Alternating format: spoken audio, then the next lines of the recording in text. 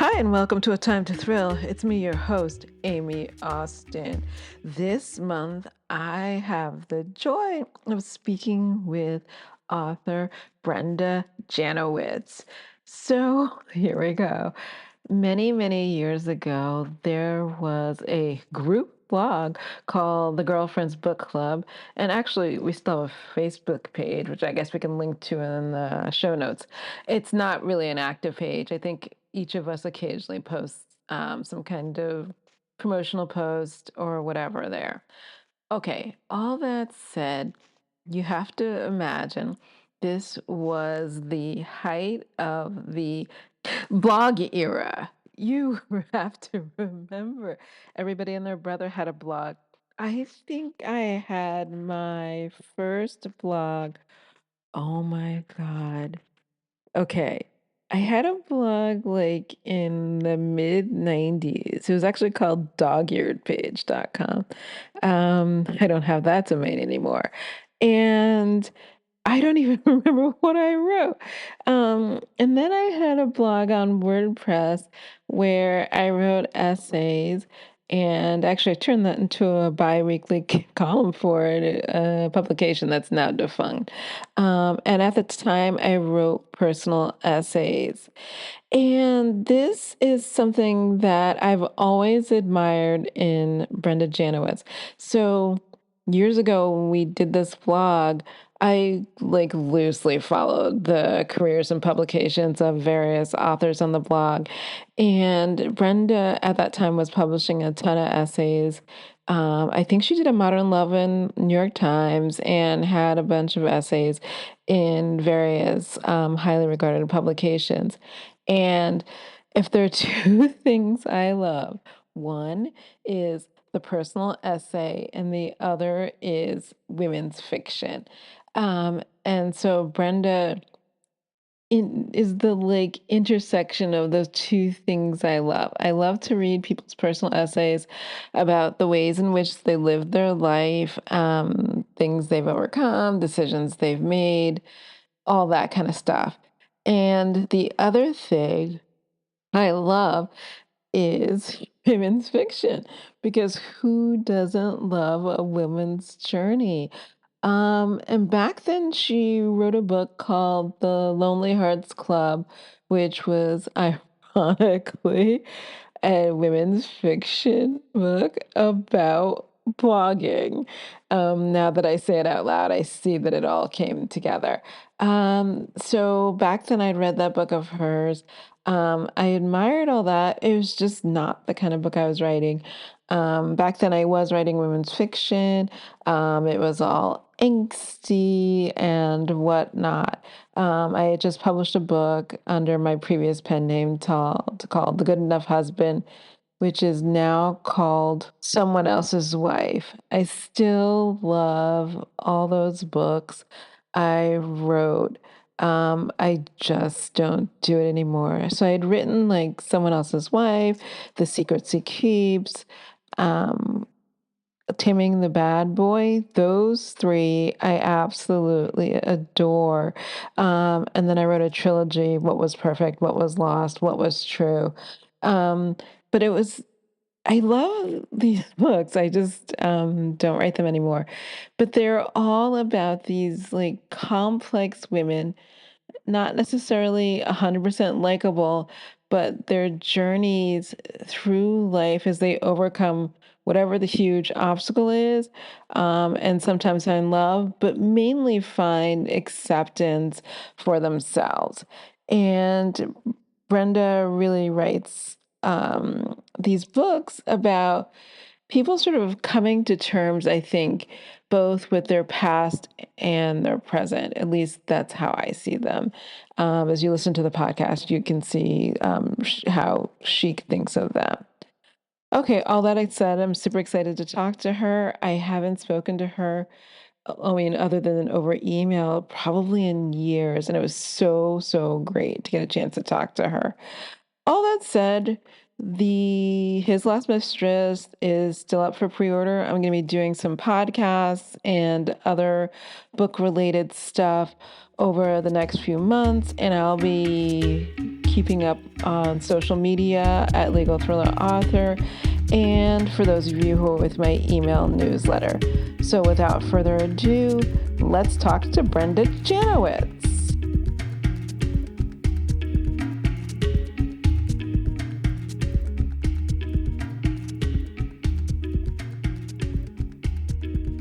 Hi, and welcome to A Time to Thrill. It's me, your host, Aime Austin. This month, I have the delight of speaking with Brenda Janowitz. Hello.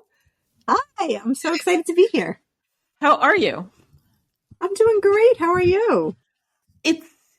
Well, you know what? It's raining in Los Angeles, so that's unique. Oh. And good. It's good. It hasn't rained apparently in 8 or 9 months, which I didn't, how can I say this? I didn't realize it hadn't rained because it rains so seldom that I hadn't noticed. Wow. I know. My God. Well, here in New York, it's raining and snowing. So we've got it all today. I don't know if you know, I was born and raised in Brooklyn. And I miss New York like 50% of the time, and then the other 50% not so much. Oh my God. Well, not on a day like today, trust me. The snow, unless did you like snow? Or you just like the change of seasons? I love the change of seasons. Like fall or autumn is my favorite season. Like I love walking through like Brooklyn and the brownstones in the fall is like to me the height of life. Yeah. That's great. I totally hear you. I love the change of seasons also. It's just this slush I could do without. And actually I don't mind slush if I don't have anything to do, but I have a lot to do. So I know. I'm not a fan today. Somebody's like, I love rain if I don't have to leave the house. And I was like, exactly. We all like it that way. Right. If you could just sit there with a book, rain is fine. Then rain's good. Okay. So I have about 1,000 questions for you. Well, because there's so many questions. So one of the things I've always really admired about your career is that you write books, which is great. Well, I love book writing, but also that you wrote personal essays. So which one came first? Oh, that's a great question. I think I have to go back because we're lawyers. So first I was writing legal briefs and all that kind of stuff. So when I made the decision that I didn't want to be a lawyer again and I was going to try to write, I think I started with short stories because someone told me you have to write short stories first. But then I took a writing class and I started writing this character who was kind of similar to myself, a young lawyer in Manhattan, and she has all these wacky adventures. And that eventually became my first novel. So novels really came first, but then I don't know, the personal essays were always sort of there because I think, I always say that I'm a writer because I can't not write. So writing has always been for me the way I sort of process the world, the way I figure out what I think, all that kind of stuff. So personal essays, I'm always telling my sons one of my sons hates writing, hates English. I don't take offense to this at all. Ha ha ha.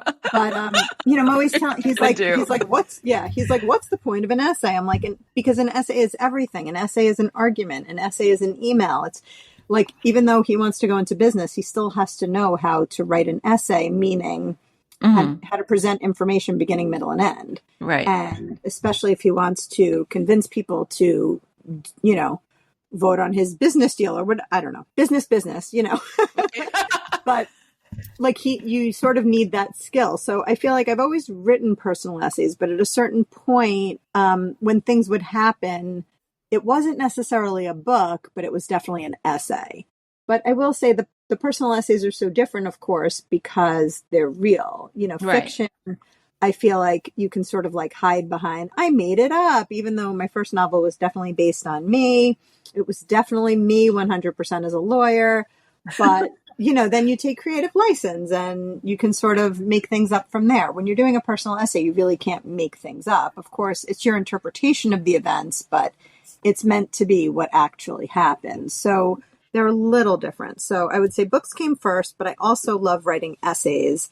And I love that, a book is 300 pages. It takes me 6 months to a year to write a book. An essay I could write in an afternoon. And there's something so wonderful about, the writing life, getting something actually done feels good. So I sort of still love doing both, I have to say.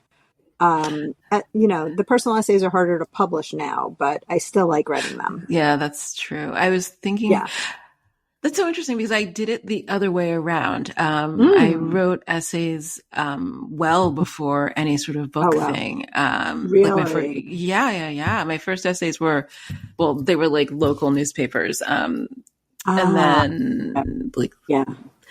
well, whatever, small national newspapers, like in small cities. But like that was where I started first, and I always wanted to write a novel, but it felt so daunting. And an Yeah. essay I could Yeah. do. An essay I can Absolutely. do. Oh, yeah. And Right. I'm now going back to it. Oh, I will say this. I pitched, I was asked to pitch, and I pitched an essay for a literary magazine, and I just had the meeting with the editors, and now I think I have to actually write it. Like I was like, oh, Ah, it seems so cute, like an idea. I was like, oh, let me just pitch and see what I can do. And then I like had the meeting, and now I could think, oh, yeah. So we'll see if that happens. I don't know what I was thinking. Usually I write the essay and then pitch it later. And I've yeah. never done it the other way around, not Wow. 20 years. And now I'm like, oh, I Yeah. told you I have an idea. And they're like, is it going to be funny? I was like, Oh no. my goodness. Oh my God. So I'm trying to think. I don't think I've ever just pitched an essay. I usually write them because I feel like, what's that saying where it's like I had no time, so I wrote a long letter or something like that. That like a short letter would take you so long. Right. So sometimes like the pitch is harder than just writing the actual essay. I Right? don't disagree. I just wanted to not, as I age, I feel like I want to not do the work unless the payment is guaranteed. But I see so the payment's guaranteed. I just have to I have to write it. Right. If the essay is accepted, I was like, okay. Yeah.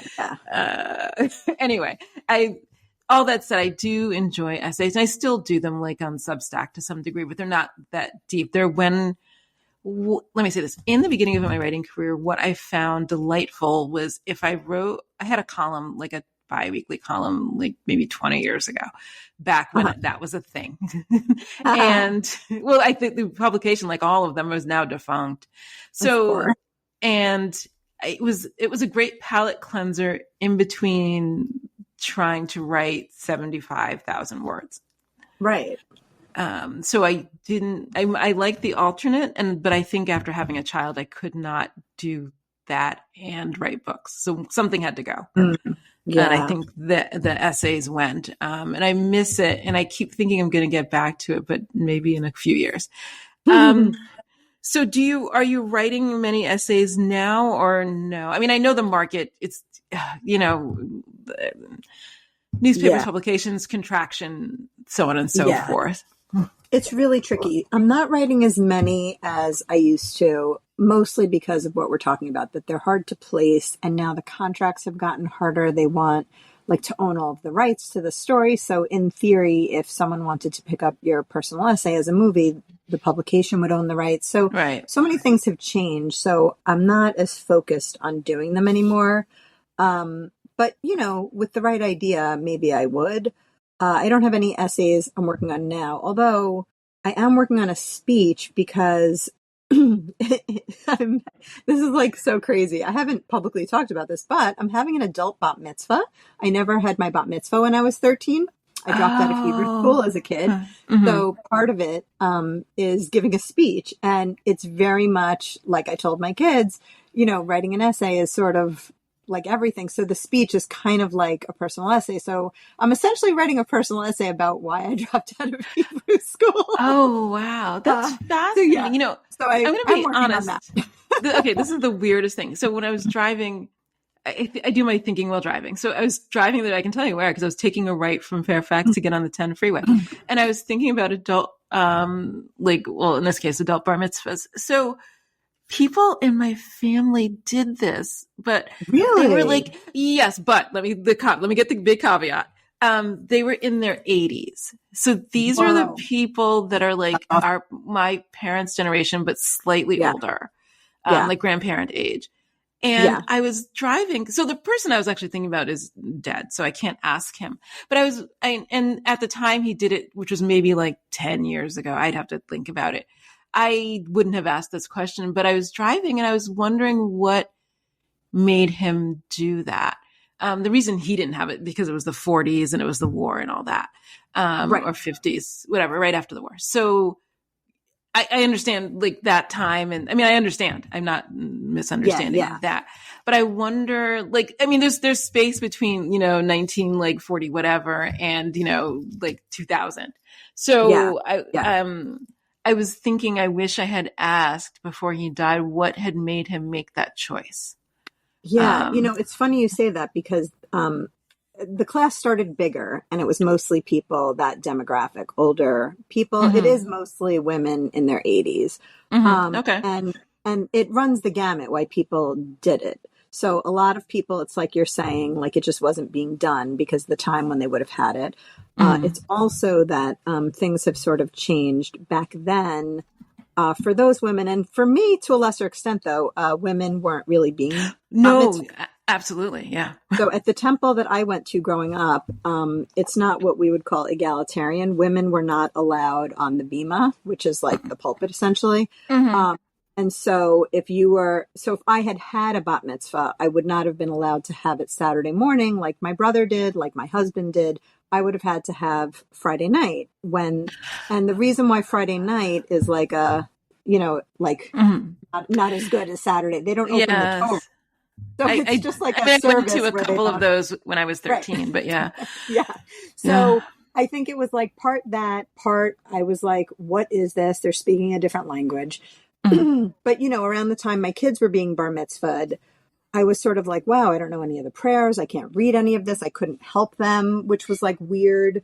And I was like, so the first thing that started, I was like, well, I don't want to embarrass my kids. I want to know like some of the prayers. So I started getting a little more into it. And then I just sort of kept going. And then when my temple offered this class, I was like, oh, I should do it. So I learned how to read Hebrew.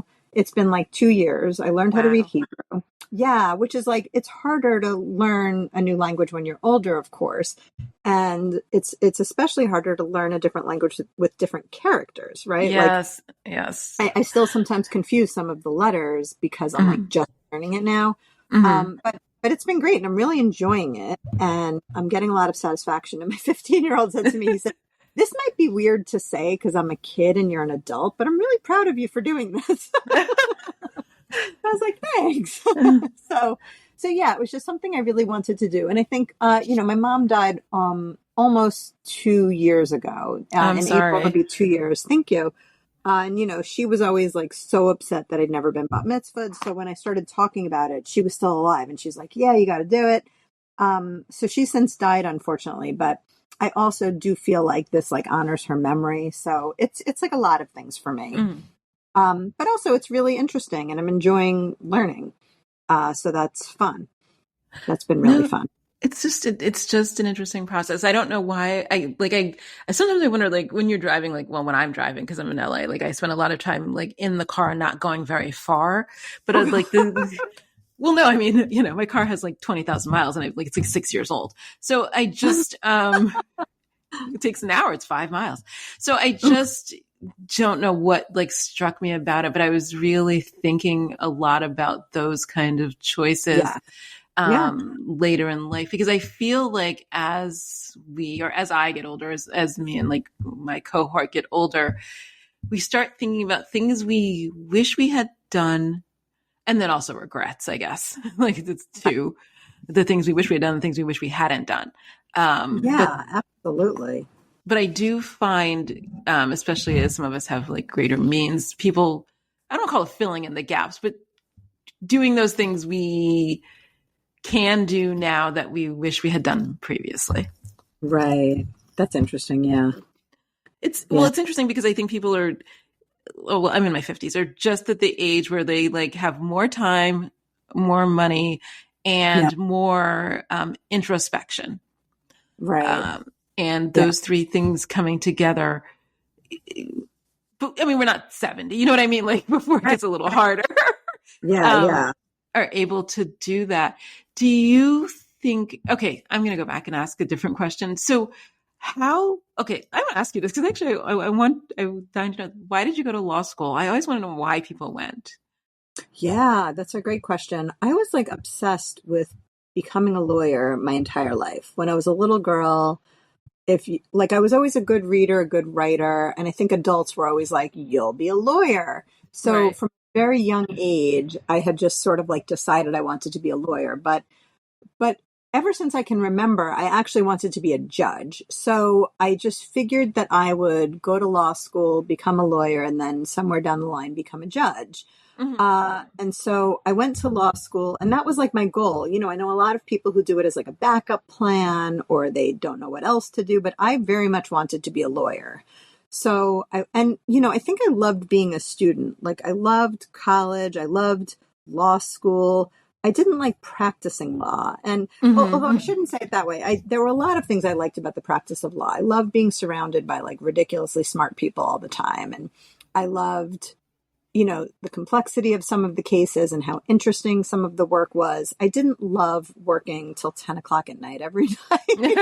That was not my favorite thing. Right. So, I think, it's so funny you were talking about like regrets. I often think like, what if I hadn't made law review? What if I couldn't have gone to the big firm and I just went to like a regular law firm?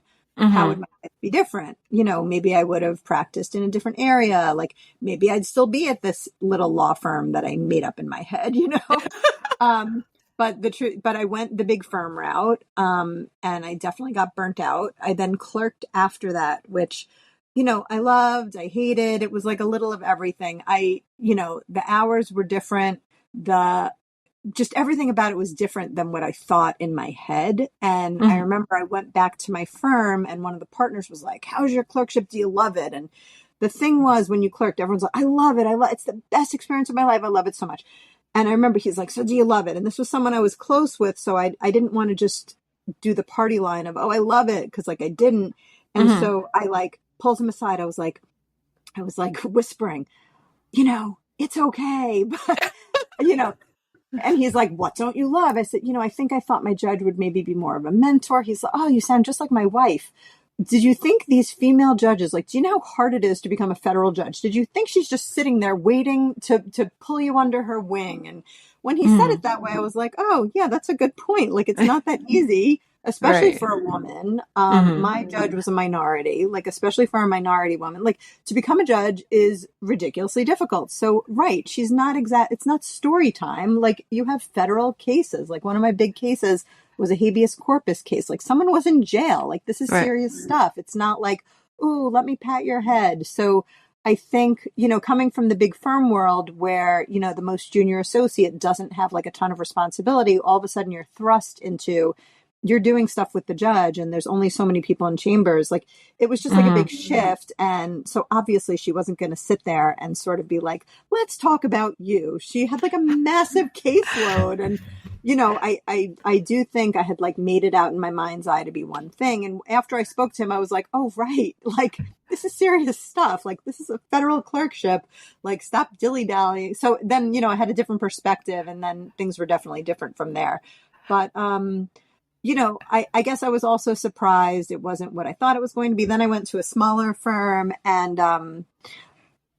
I just like it was I like to joke, it was like K-Sholler hours, but without the K-Sholler salary. So it was like I was working Oh yeah. just as much Yeah. as my big firm, but like without the salary. And Mm. that's when I started saying like this is like not working out. I can't seem to find my place. Like I need to like segue into something differently. But around then, for my 30th birthday, my best friend organized a group gift and she got all my friends together and they sent me to a writing class.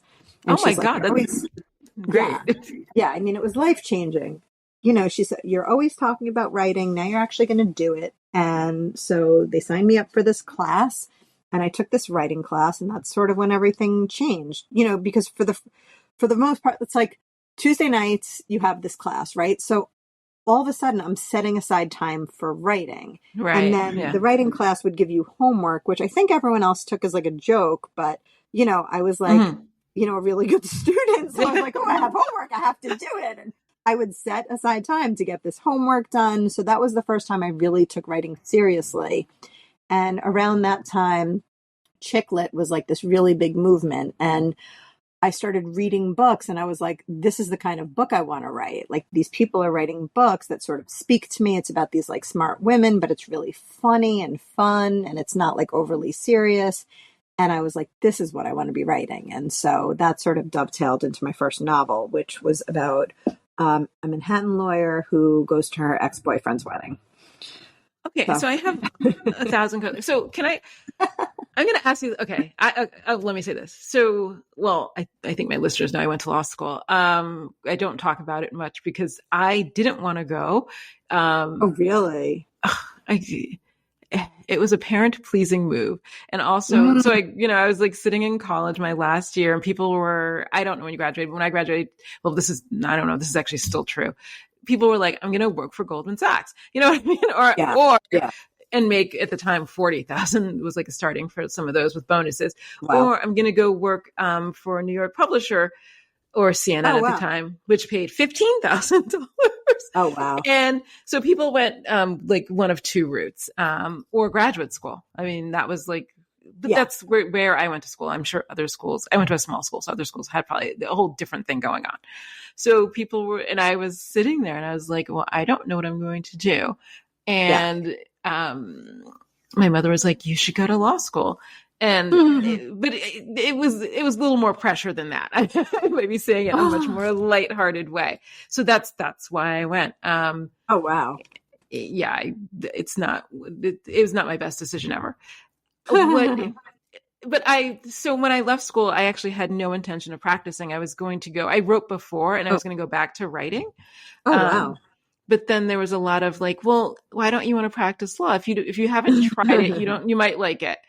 I did not like it, so I'm going to ask you this because I tried different things. I'm like, if I do this, if I go in-house, if I do this, if I do that, it'll be different. And they were different on a surface level.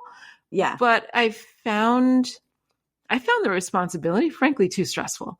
And I did not want, there was not enough money. Let me not say there's probably isn't enough money in the world, but for me, there was not enough money in the world to take on this level of personal responsibility for solving people's problems. It felt so not I can't think of the right word, but it felt like a lot, and people put a lot on you. And even when you push back at clients, you're like, make the decision. And they're like, but what would you tell me to do? And I'm like, I don't know, my circumstances are different. But did you, let me ask you this, because we were talking off mic about publishing. What I found about the practice of law is changing from place to place to place. It was like moving from one publishing house to another. And I don't think the differences were as great as I thought they would be. Yeah, I would have to agree with that. Absolutely. I mean, people were like, well, if you don't do litigation and you're or you do real estate, which I actually didn't dislike. But I paid off my loans and I was like, what am I doing here? Like the day I paid them off, I was like, ow. So I didn't mind that. And being in-house, I didn't really enjoy that. I didn't really understand the dynamics of the business guys making deals. And then you have to write a contract to contort to their deal, but also try not to break laws or regulatory schemes. That I didn't enjoy, but but all of it came with a hefty responsibility. And I don't know, other than being like a doctor, it all feels like a lot for a job in service of other people, but there's a lot laid at your feet. Absolutely. Yeah. Yeah. I think that's right. And the district court thing you're talking about. So I was thinking about this. So my ex had a appellate, like in the Sixth Circuit, excuse me, clerkship. But I'm going to be honest, there was a district judge in there who was like a mentor. I was thinking about you. She had her bagels. I forget what she had, like bagels or brownies. I can't remember. It was a bee thing for her clerks. But the clerks, I'm going to say this, felt that she was too intrusive. And they were really? I was just thinking that. I was like, oh, I know a judge that you would have liked. So she was all into like, I'm going to mentor you and take you under the wing. And everybody felt it was too much. I didn't work in the chamber, so I don't know. Like, that's just what the people were saying, outside. But it was interesting but the stakes, at least in like the federal cases, felt so high because 50% of them were like, well, 50% of them were criminal. And then the other ones were some like civil things where you're just like, so this whole town was poisoned and now they're appealing this technicality, as people would say. And you're like, right. I mean, and then you could see at least I could see back then, like different judges who were appointed by different presidents had very different takes on interpreting things that were could be seen more or less straightforward. That's, my opinion. And it was, I think I wanted it to be better. Like I didn't want there to be bias. I didn't want there to be politics. And I know they're political appointments. I mean, I understand that. But I think I just wanted it to be different and reflected society in a way that I didn't enjoy. Yeah. Everything that you're saying hits home. Yeah. It's crazy. I think we have this like idealized version of what things are going to be. And then you get there and, like for me, I'd spent my whole life dreaming about this. And I was like, this was not my dream. What's happening? Like, very disconcerting. So wait, but can I ask you this? Because I know people who try to achieve this. After clerking, is there a reason why you didn't think, I mean, okay, the 30th birthday gift notwithstanding, is there a reason that you didn't think, okay, now I'm going to try to be a judge? Because I was in court, I was telling you off the other day, and I'm going to be honest, like it looks like the only good job in the house. Uh-huh. No, I don't want to be this lawyer. I don't want to be this lawyer. I don't want to be the bailiff. I don't want to be your clerk. I don't want to be this, whatever. But you look like you have the only good job up there. Yeah, I did pursue it after I clerked, and I did have a law school professor who wanted to sort of like help me, but and he was just telling me the different pathways. But what I realized was I just did not have the stomach for politics. And so for me, it was like a non-starter. I was not going to be able to do what I needed to do to become a judge. Let's just put it that way. So I've known people who've had a similar experience. I don't think I know anybody. No, I know one person who became a judge, but, someone I clerked with became a judge. Actually, she sits on a bench now. And I remember when she was appointed, I was like, oh yeah, that's what I wanted to do. But I took a different path, and that's okay too.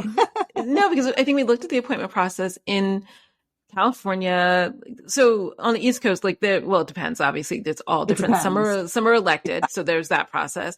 There are federal appointments, which is its own process. California has a dual process of election and or appointment and then election to be retained. I mean, it's a lot, and all of it was navigating politics in a way that I was like, yeah. Well, if you go to this guy, I mean, it felt like 1960s Chicago. And it's like, so you go meet this guy in the back room. That's what he wanted me to do. Yeah. Yeah. Mm-hmm. And I was like, wow. But also, no, just wow. I'm sorry. I don't know anymore. I was just like, and I didn't do it. I know one person, but only one person I know willingly made that effort. Say that. It's its own thing. So that said, so you're saying the writing class, the catalyst, I had a similar experience. I took a writing class at the new school, and it was sort of like, oh, okay, I got it. Awesome. Because the writing assignment, it was somebody who was like, the class is called Finish Your Damn Book. And that's my great. half-written book that had sat around for 4 or 5 years, which is, a lawyer who decides to open her own practice in Cleveland, Ohio. I know nothing about that personally, but so it was modeled on my practice, not my personal experience, actually, because she's got a much more rags to riches story. But the class was a catalyst in finishing the book and moving forward. So when you took the class, did you get a whole book done, or did it, let me say this, propel you to get an entire book done, as opposed to a lot of the people I know who took the class with me did not finish a book? Right. I don't know anyone in my class who went any further, but that class, it started with a writing exercise, and that became my book, and I finished that book. And at the time, I thought that I would only write the book, and the goal was just to like complete this project and then I'd feel really good about it. But it turns out I'm kind of type A. And when you're type A and you finish a book, you're like, how hard could it be to get it published? So I was like, let me do that. And I didn't know anything about it. And I think if I'd known anything about the process, I would have been terrified and been like, okay, that's enough. But I didn't know anything. So I was like, let me write to agents. And so I got an agent, and then I got a book deal, and it just all sort of like happened. Now that I know more about how the sausage is made, I'm like, how did that happen? How did I do that? But I did. I think there's a certain level, at least with books more than like television or movies, and maybe I'm wrong. I just, from my experience living in LA, I feel like books are about persistence. Like if you're like really persistent, I think you can like secure that sort of deal. Whereas I think, making a movie, like that just seems to me like 10 times harder. And much less likely, but probably because it's just so expensive to do. Maybe books all cost millions of dollars. That'd be a different formula. Yeah. Let me say this. Was your first publishing experience exciting? Like every step in the beginning felt like I should have a champagne toast, and I don't feel that anymore. But that beginning, I remember getting like I'm so old, getting the agent letter by a FedEx, in a FedEx envelope, because God knows there was not email is the way it is now. Did you expect that result? I mean, were you just like, I'm going to put my head down and I'm just going to like keep moving forward? Or what was your thought upon getting the first deal? I mean, I was so excited. I was. And I have to say, that glass of champagne, whenever something good happens, I do try to celebrate every little win, just because there's so many setbacks in a writing career. So I do think you have to celebrate the little wins. So I was like deliriously happy. I think I thought that publishing a book was going to be like in the movies, where it's like, you're going to make $1 million and they're going to make a movie and everything's going to be great. And not the reality, which is that they're publishing like 1 million books a year, and you're just one of them. So I did not know anything about the publishing industry. So it was kind of like the clerkship. I thought it was going to be like in the movies, and it was not. So I will say this. I think I was just talking to somebody the other day who's just got their first book contract, and she's worried about her book tour. And I was like, I don't think that's your biggest worry, but I will,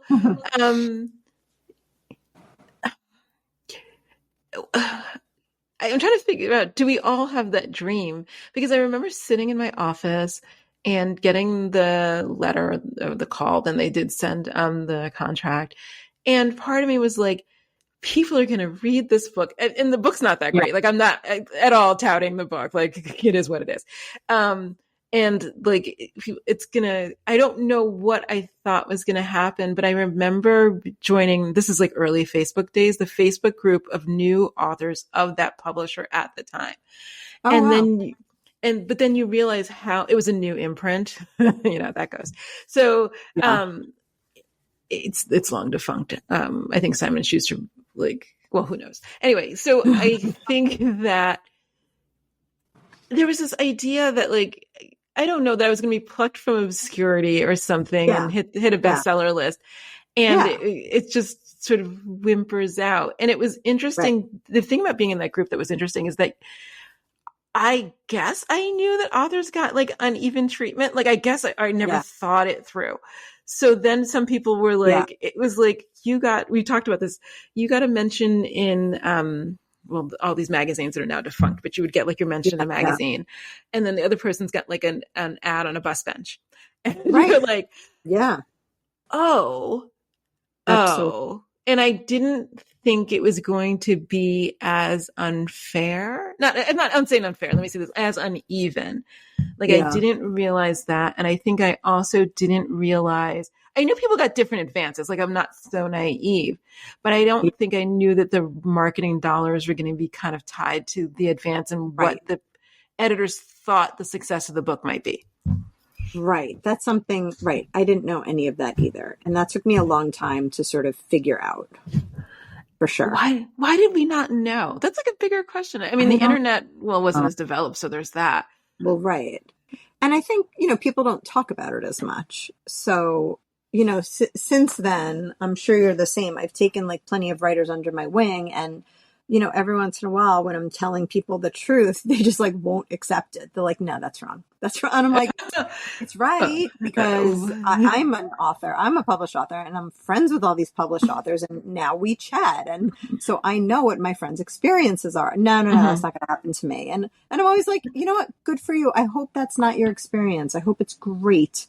But so far, not one of those people has like come back to me being like, ha ha ha, you were wrong. I was right. Like I was sort of right about all of it. It sucks, but it's the truth. It's just, people don't want to look, maybe I wouldn't have accepted the truth if someone had told me when I was publishing. Maybe I would have been like, you're crazy. But, what can I say? It's hard. I think that, at this stage in my career, I do try to sort of like help others and I try to be more honest about things to a certain extent. And just helping younger authors and people like new in their careers. But yeah, it is always funny to see when people just do not believe me. I talked to my therapist about this a few weeks. Someone I'm trying to help out, like, will not listen to my advice. And I'm like, at what point am I sort of like, stop asking me for advice. You don't take it, Yes. It can be tough. I do have those moments. Right. I think I'm trying to think, and I actually don't know. Actually, it's not different now because I've still talked to authors who are newly published as their first deal. And they're like, but the publisher promised me that I'm going to have all the marketing support in the world. And that's adorable. I thought that over Zoom, but I think I like looked away. Because I think my son was sitting in the other room and he looked and he goes, do people really believe that? And I was like, well, I was like, but I don't, but what I said to him was, I think without that hope, I don't know if we could do it. Like if we didn't have that sort of blind optimism, who would sign that deal where you're getting 6 cents or something? You know what I mean, for the print whatever. That's a really good point.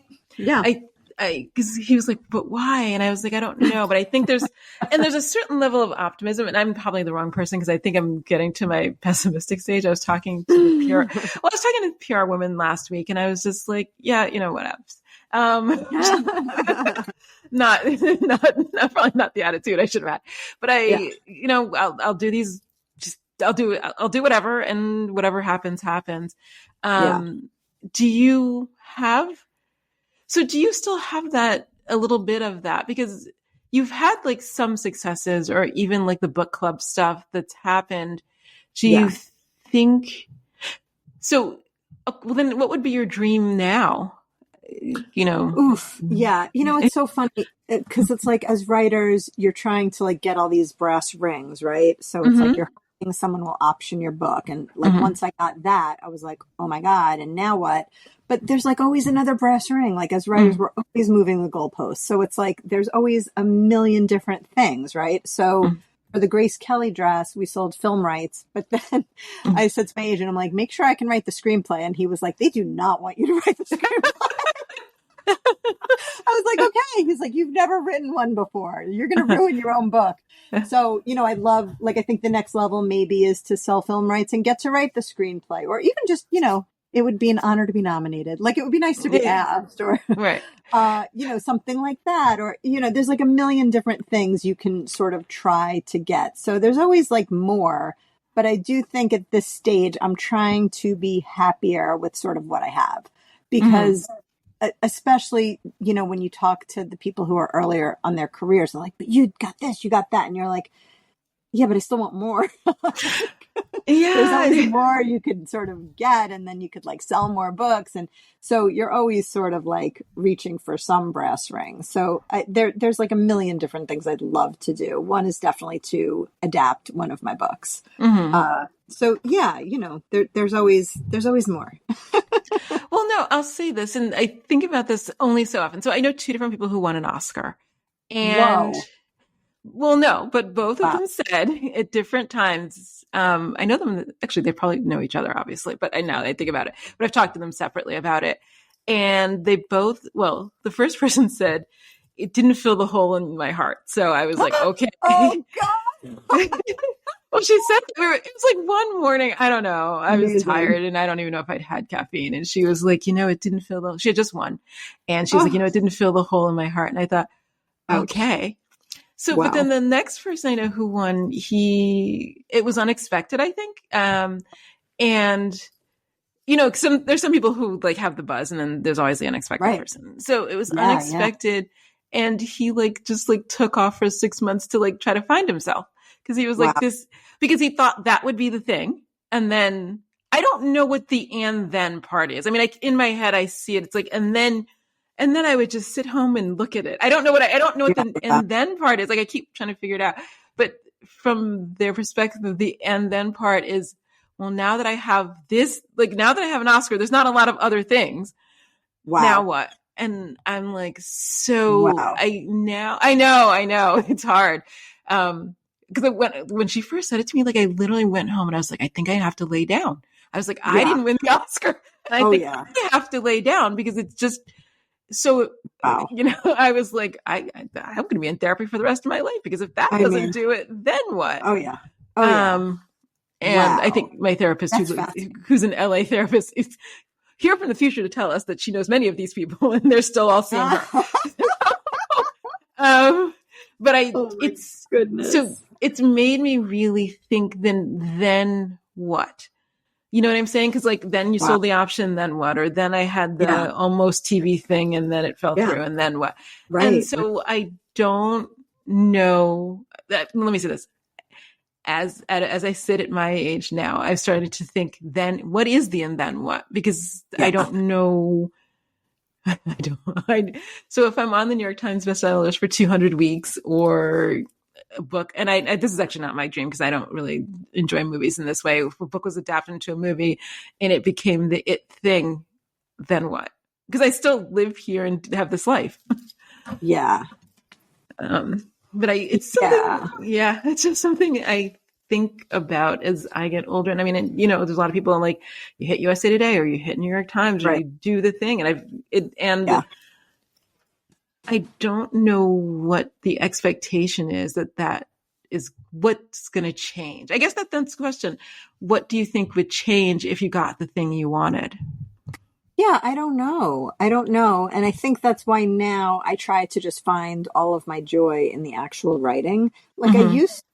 I used to say that like, the writing's the hard part. And then like afterward, the book comes out and you get to do the book tour and that's like the fun stuff. But Mm-hmm. I actually think the reverse is true now. I think actually writing the book and the first draft, like the messy first draft part of it is Mm-hmm. where I find the joy because that's when it's just like you and your ideas and you're figuring out what you think and you're sort of exploring what you think about the world and about people and blah, blah, blah, all that good stuff. So that's when I'm finding my joy. That's the part I'm really loving.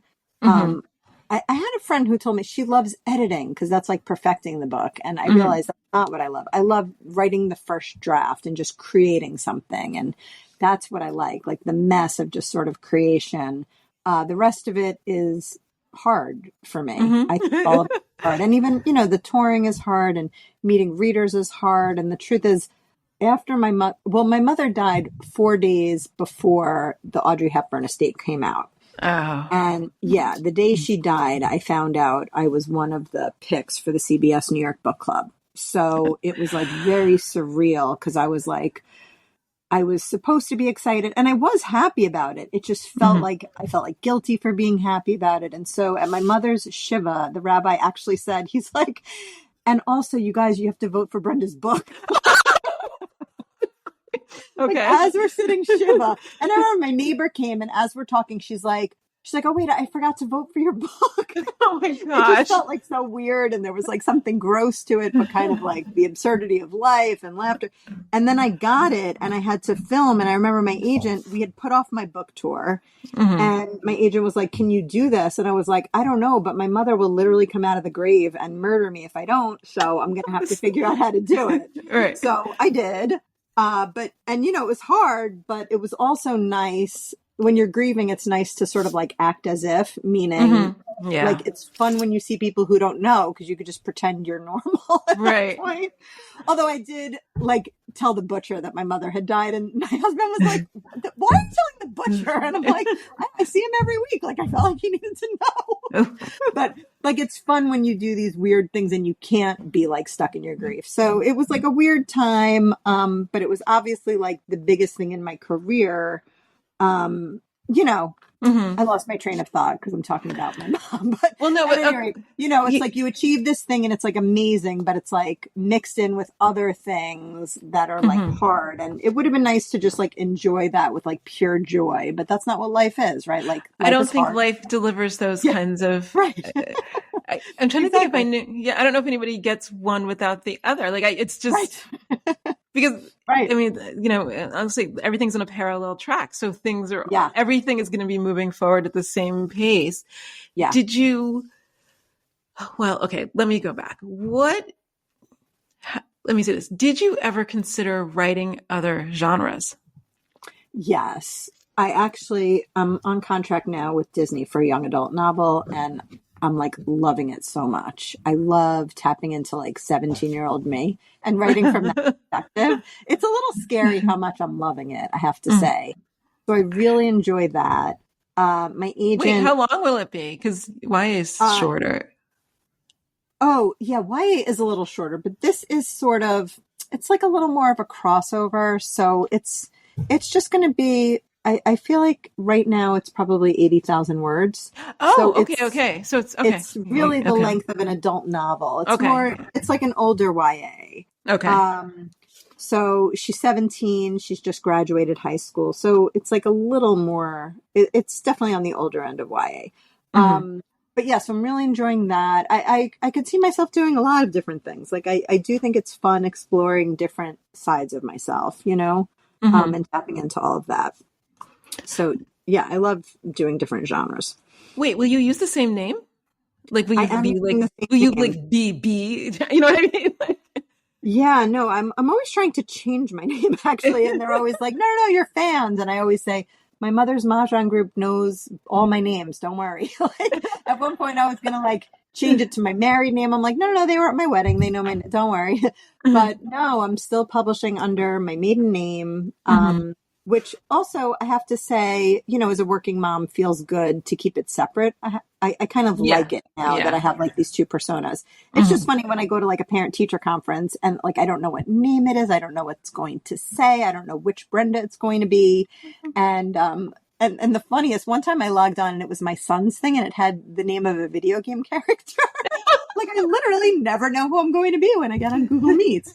So, but no, I do like writing under my maiden name. I would write under a pseudonym for the right project because why the heck not? But yeah, the young adults coming out under my name, which I think that one's good to not have my married name because my kids, I'm sure, would be so embarrassed because they're so embarrassed that I exist, much less, I'm writing a young adult novel trying to be a 17-year-old. So, but yeah. So same name. And hopefully, some of my readers will come along for the ride because it really is a crossover, even though the characters are young. Is it hard? So I now realize I have a certain age that I like. Okay, let me say this. I like, if everybody in my book were in their mid-30s, I think I'd be in heaven. For some reason, that's like the age I like to write the best. Yeah. Do you feel like that's who you are on the inside? You know how like we're like one age on the outside, but like my inside age, I think is closer to like 15. So 17 was fine for me. Oh, I would like to say I'm 30 on the inside, but I'm not. Well, now that you ask, I'm either 17 or 36, depending on the day. Those are the two, like, those are good ages. I could see. Everything else, I don't know what happened. Yeah. But yeah.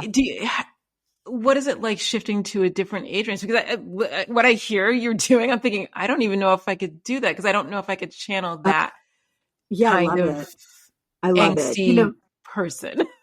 Oh my God, you can. I love it. Just very heightened emotions. So you get to just like write from like that pit in your belly. It's awesome.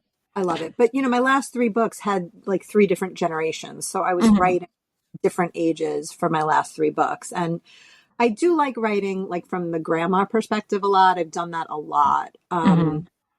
Those are And my readers' favorite characters. And I don't even think I write that yeah, well, but they're like, I love your older people. And I was like, they're funny and they're wise. And I'm yeah, like, okay. yeah, yeah. So I love that. Right. So I've been writing lots of different ages, but I don't know, 17 felt really good, I have to say. I think I have to discuss that with my therapist probably, like why I'm so comfortable doing that.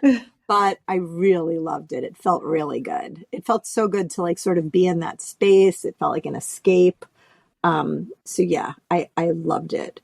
But yeah, I mean, I like writing. I hear you. I like writing 30s, but in the Liz Taylor ring, one of my protagonists, she was like early 40s. And I really liked writing that as well, because that's like a big shift for women, I think, entering your 40s. So I really enjoyed that as well. Can I ask you about that? This is just for my own personal edification. I should probably edit it out. So the book I'm currently writing, she is 40. I think she's 43. Okay, yeah. And I feel like, okay, I have a likability heroine problem. I'm aware of it. I'm not unaware, but I Mm, feel like she's a little cynical, and I'm trying to walk the line between cynicism and some vulnerability. Um, oh, that's tricky. Yeah, I mean, the protagonist I'm talking about, she was a little more, she wasn't cynical. mm, She was angry. She was a mhm, little bit angry. And she was also raising 16-year-old twins. right. So she was very much trying to be like the good mom and set the good example. Mhm. Even though these teens pretty much do whatever they're going to do regardless. But so that was sort of like my push and pull. So she had these 16-year-old twins. She's trying to do the right thing, but of course she's filled with contradictions. So that was sort of how I found her. But I was able to tap in, I think, more anger. To me, the early 40s is about like honing in on your anger as opposed to cynicism. No, I'm thinking about that book about women's anger. You know, Emily Nagoski, but she and her sister, I think, wrote the book about. So she wrote this book called "Come as You Are," but her next book was more about women's anger. And I remember reading it, and it's so interesting because I think women hide their anger, Right. and Of course. maybe not well. Like when she Mm, starts pointing out the things that women do in their anger that are sort of smoldering, I was like, oh, people are more angry than I thought, but they're really good yeah. at pasting over it with whatever it is, like it's food or Yeah. shopping or like, breaking dishes in your house or whatever the examples she was talking about. Yeah. It was interesting. Do you think, okay, but the book, the Audrey Hepburn estate, I don't, So they were younger. yeah. In the present timeline, they were in their 30s. Right. But there is that thread of, well, I don't know, so the anger, injustice, unfairness, I don't know. Yes.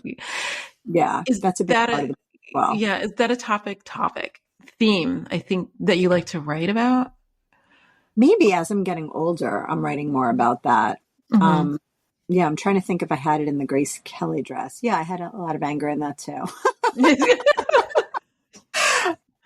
So yeah, I do have to discuss all of this with my therapist. Okay, got it. Yeah, there's definitely a lot of unfairness.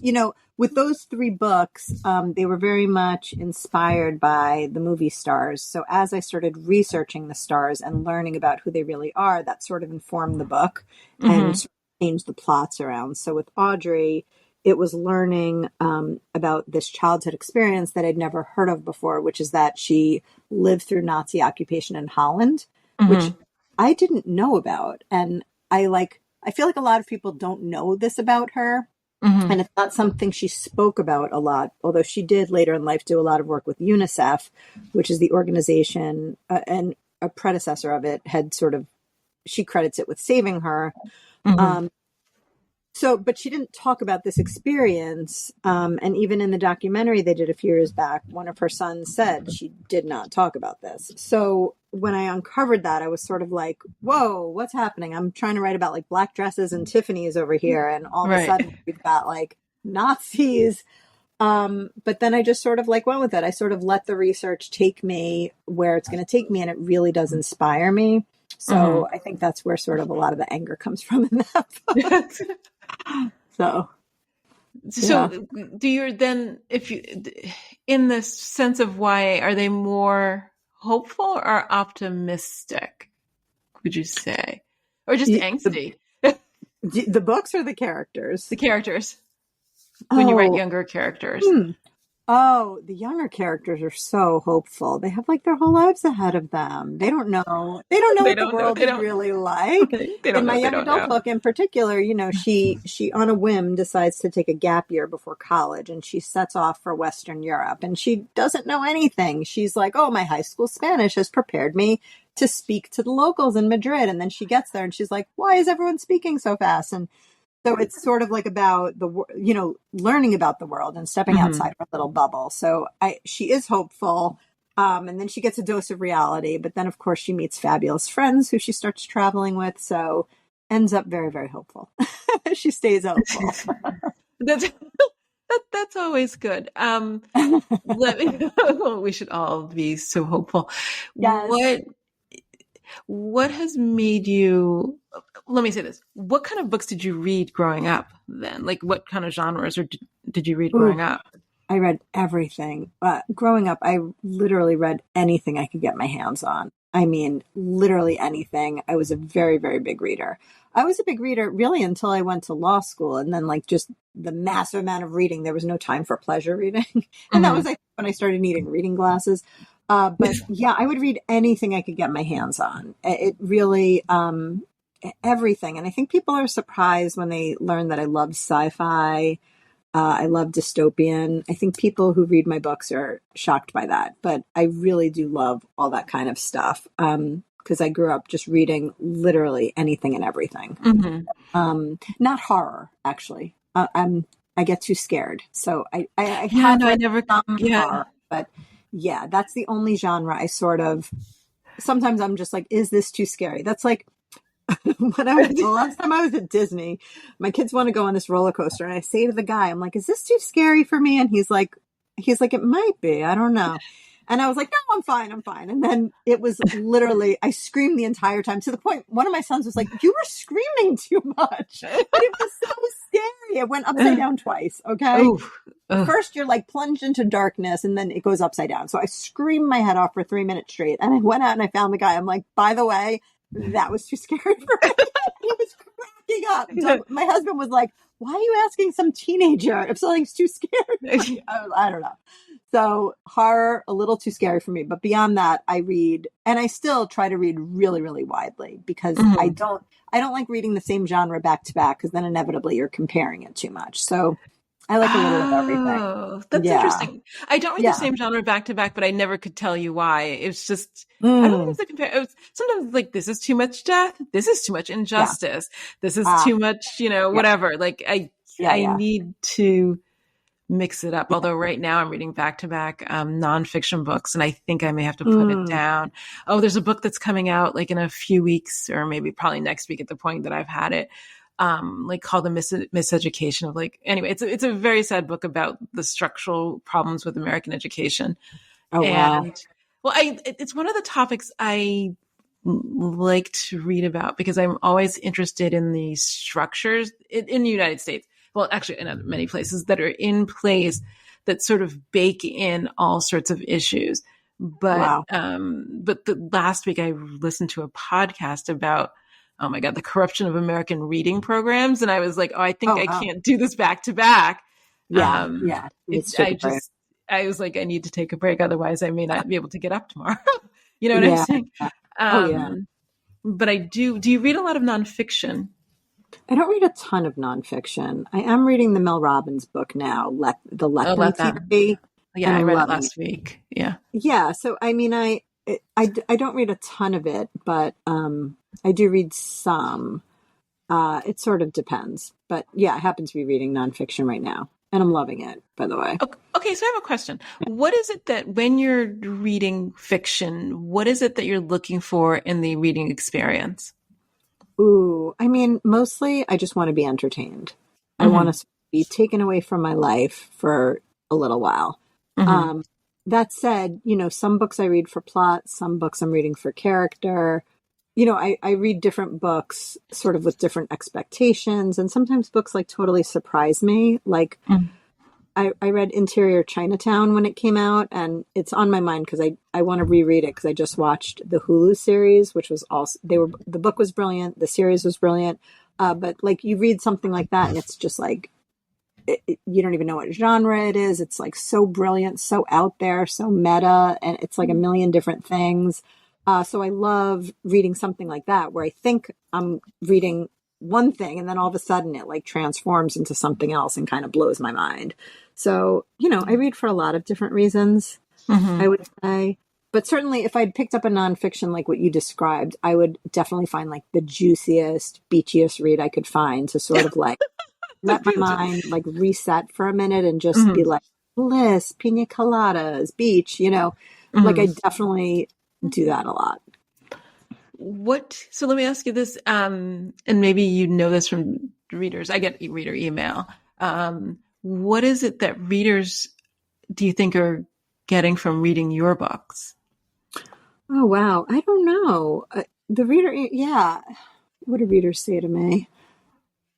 I, I don't, I'm trying to think of like the last email I got. It's like, it's so funny. You wish you could like remember all the nice things people said, but inevitably you only remember Yeah. like the one nasty person. Uh-huh. Who said something that, and you're just like, oh my God, that's obviously the truth. Like these 20 other people were lying to me. I know they're lying to you because they're Yeah, fans, but this other yeah, person right, now pierced right, right through all that. right, exactly. I hope people are entertained because I really am trying to write something very entertaining.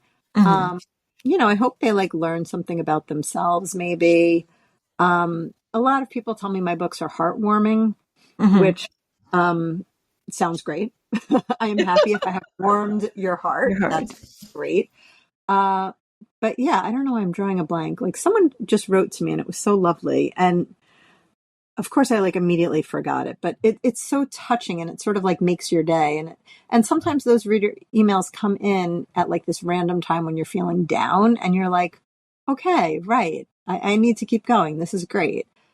Yeah, Um, yeah, that's true. yeah, That's right. true. Yeah, no, Yeah, occasionally, because I mean, yeah, well, I have my email every morning, and who knows what's there? I mean, there's lots of yeah, things. There's lots of right. things in there. But Oh yeah, would you like to buy these shoes? And then also, right. this other stuff. But Yeah. I think that they do come along. It always comes along when I think to myself, I should give this up, and clearly, like somebody's Mm, gonna like one day, unmask me and say that I know you think you're writing books, but let me tell you what you're really doing in your house by yourself all day. yeah. And but then I get the loveliest emails where I love this ending, or I love this character, and I think, oh, you got it, Yeah. like you got Yeah. it, like you got It's it. Or amazing. so it's those are good. I do get Yeah. occasionally awful ones. Oh God. Oh God. Yeah. Yeah. No, but occasionally they're just random. They're like, there's just too much swearing in here. And I think, oh, I don't even think people swear that much, but okay. I Oh, was like, that's so funny you got that. Someone wrote to me and she had counted the number of curse words in one of my books. yeah, there are those people. No, and I was like, okay, great job. Like, it was so bizarre. Why are I you thought telling that me that? I thought it was odd. And I thought, Yeah. okay. I thought, okay, well then I guess like if look, as I get older, like I am no longer completist. I used to actually finish every single book I started up until maybe about 10 years ago. And I was just like, no. Yeah.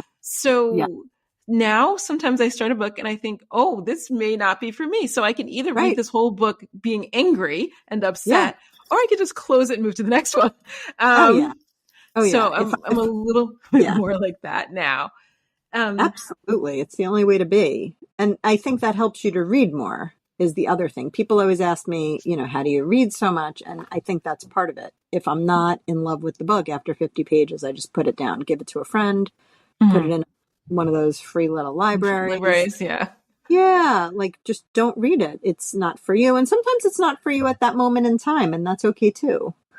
I do wonder about that. Do you revisit? So, like, well, this Yeah. happens when I'm on an airplane, when I'm on a long flight.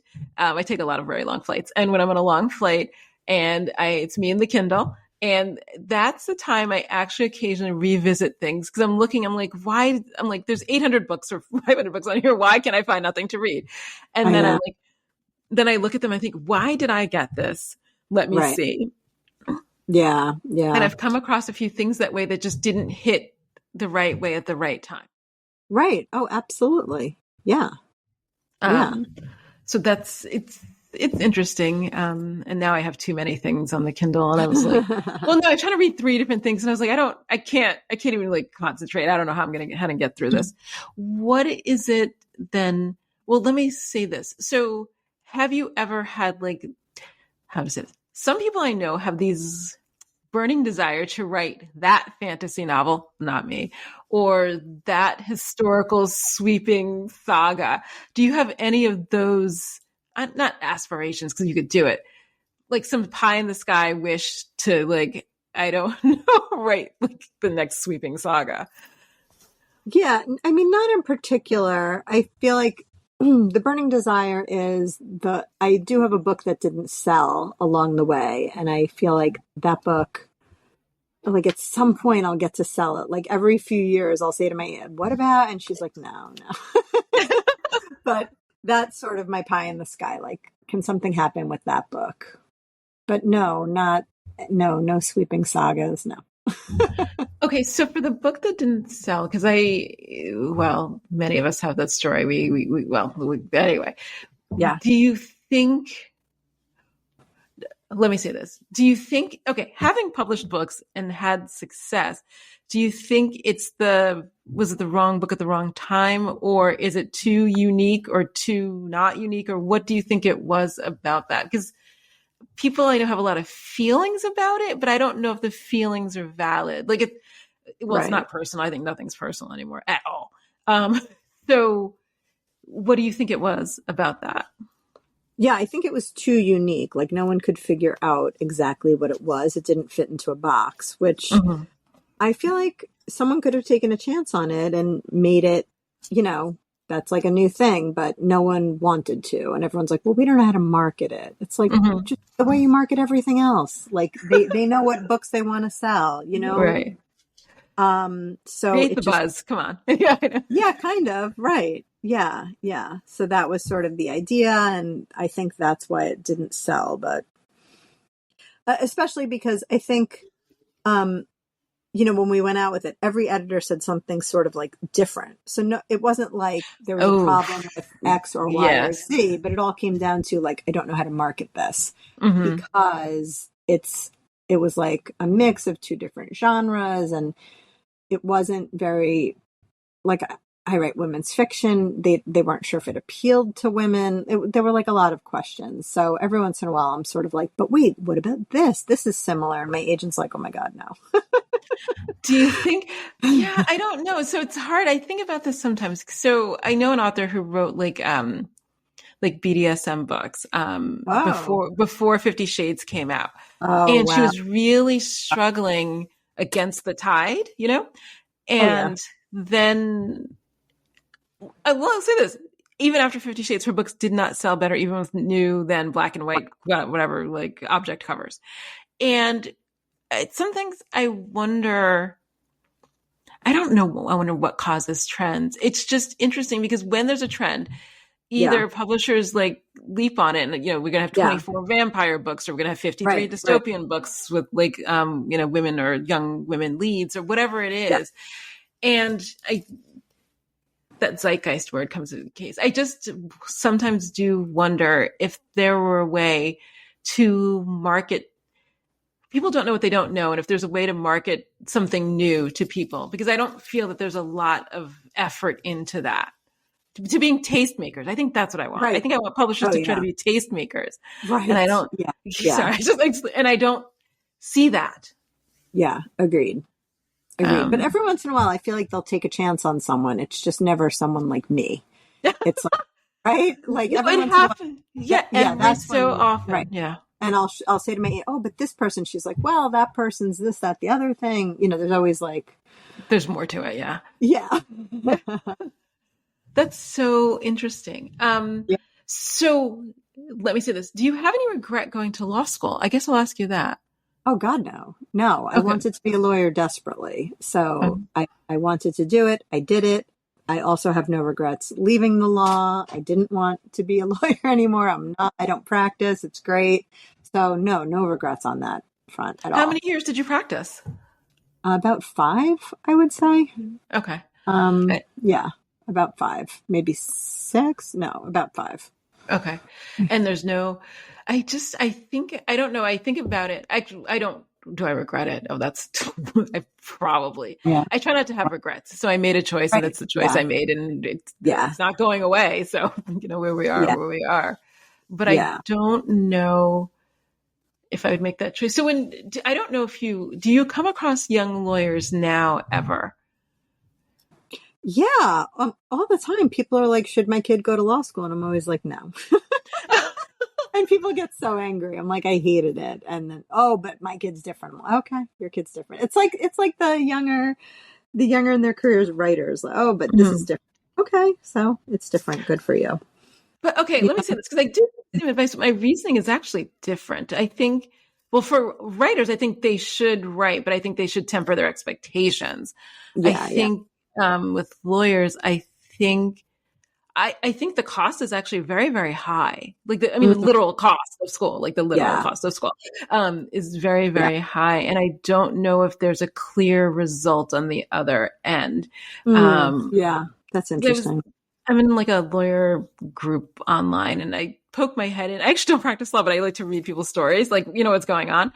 And I Yeah. think the thing that I'm finding most disheartening is that a lot of jobs are paying less than they paid, like in LA, we're talking about less than they Oh, really? paid in 2001.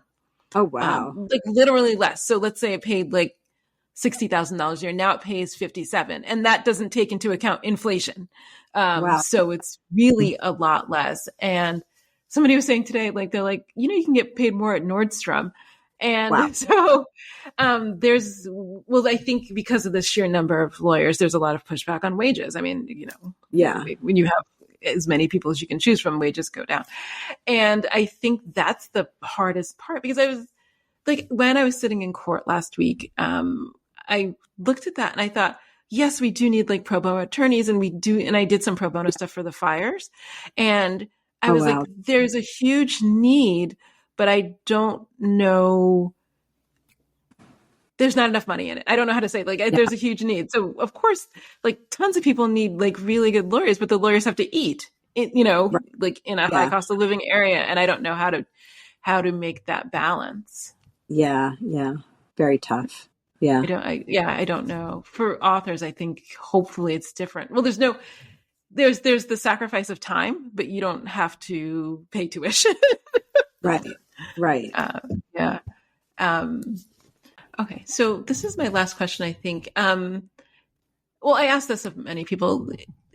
Taking into like account like all the books you've written, do you think that there are consistent themes across your books that you see now that you perhaps didn't see while writing?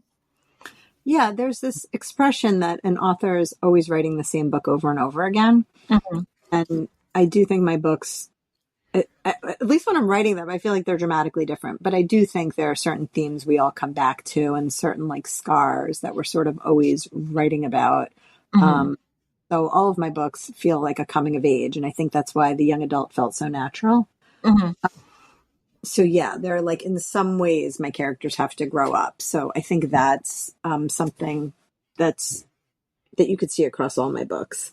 So I do think there's something to a writer writing the same book over and over. Not, of course, the literal same book. Right. Yeah. Like I was saying to my therapist, like, am I only going to write books about people with dead moms now? Because every project I start is like about grief now. And she's like, maybe, but like not the rest of your life. But for now, maybe. Maybe. Because the thing I picked up, it was like supposed to be this like funny rom-com. And all of a sudden I'm writing about grief. I'm like, where'd that come from?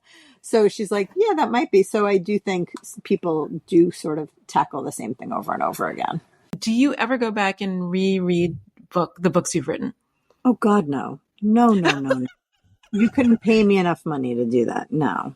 Oh, this is so Well, interesting. actually, you could pay me enough because if they asked me to do a movie adaptation, I would go back and read it. But no, I have no desire to do that.